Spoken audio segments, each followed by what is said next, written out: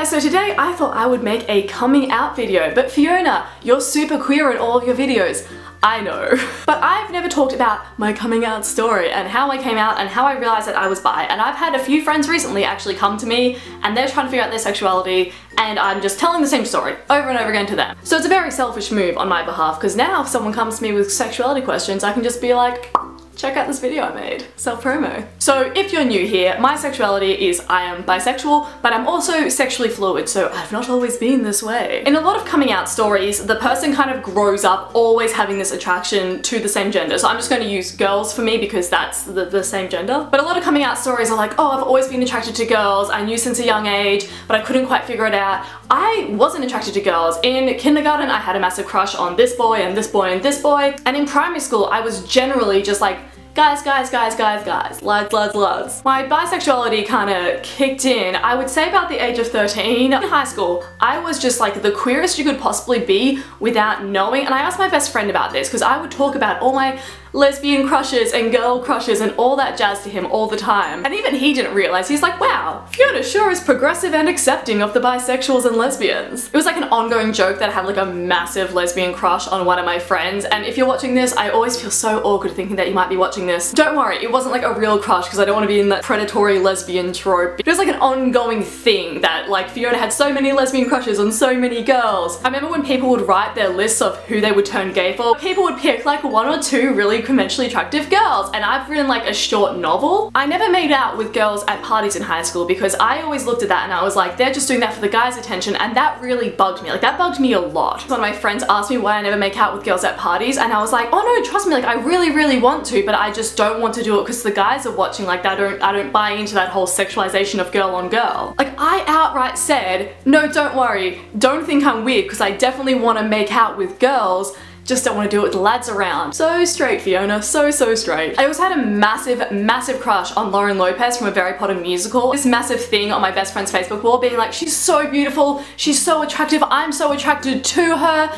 too bad she's a girl. I literally was like, I'm really into this girl, but I'm but a simple straight. The year after high school, I was in a serious relationship with a man, and so like I just didn't see anyone else. It wasn't me hiding my sexuality, it was just me being disgustingly in love, and I just like didn't see other people. Don't be young and in love, it's gross. And for about 18 months after that, I went for the label sexually fluid, which was me not really being able to come to terms with the fact that I do really like girls, and I'd be flirting with girls and making out with girls and having crushes on girls and all of that, but not really calling myself bi. And I think that's a lot to do with bi erasure, and it's something I've noticed a lot of bi people have, or pansexual people have. Coming out as monosexual, obviously, I'm not being like, being gay and lesbian is easy, but it's just very different because you're like, okay, I'm attracted to this one gender, and it's very clear. You see a lot of gay people saying that they tried to be straight or whatever, but making out with girls wasn't appealing to them, so then they could figure out that they were gay. But for me, making out with guys is appealing to me, hooking up with guys is appealing to me, having romantic relationships with guys is appealing to me. So I never really picked up on the fact that me liking girls was different or anything because I was still fulfilling the criteria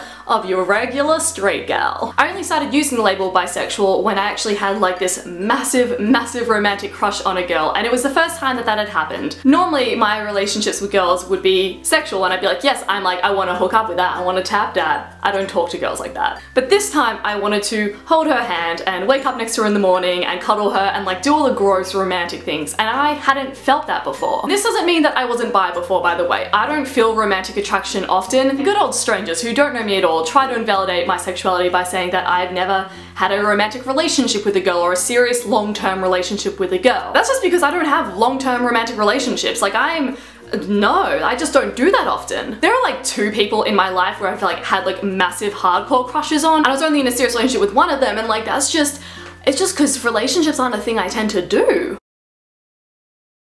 My camera battery died, which is why there has been a change in framing and lighting most likely. I don't know where I finished, but I think I got most of it out. I just wanted to clarify why I'm making this video. And it's mostly because I have a lot of people come to me when they're concerned about their sexuality and trying to figure things out, and I just wanted to give some words of advice. And that word is basically, 1, sexuality is fluid, so if you feel like you're feeling things that you didn't feel before, that's chill. 2, don't worry about labels. Like, they can be so stressful. When you're first coming to terms with your sexuality, it is 100% okay to just feel things and just understand and figure yourself out. Just feel things. You don't need to call yourself bi or pan or anything else. Just feel what you feel and don't analyze it too much. Just be like, yep, I wanted to make out with that dude and I wanted to make out with that girl. That's chill. It can be hard for people coming out as bi or pan or anything that's attracted to more than one gender because you don't have that clear-cut thing. You're not like, oh, I've always been attracted to women and therefore I am a lesbian and making out with men is gross, because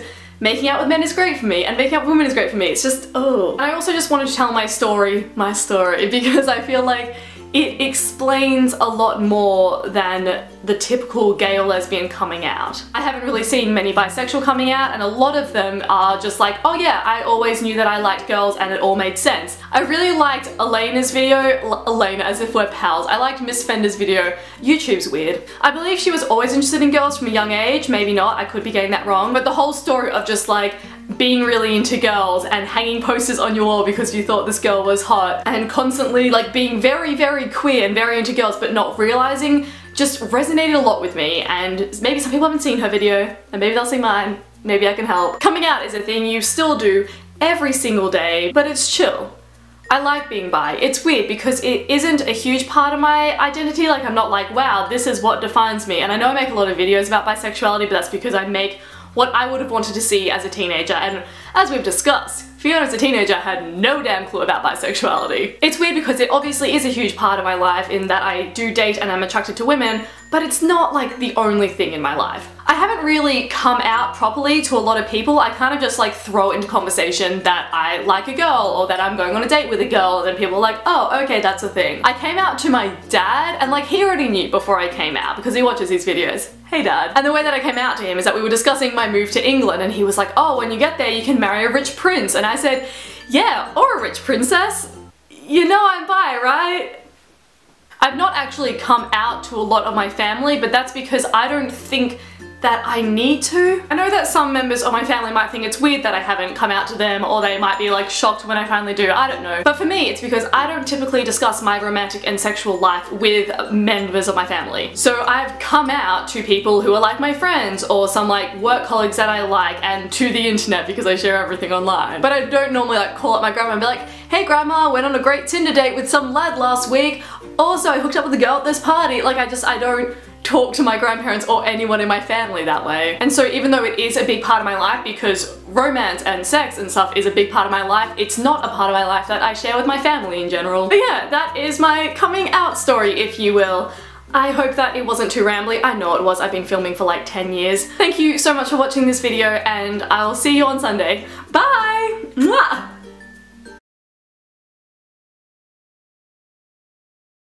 Coming out is weird. I think we said everything.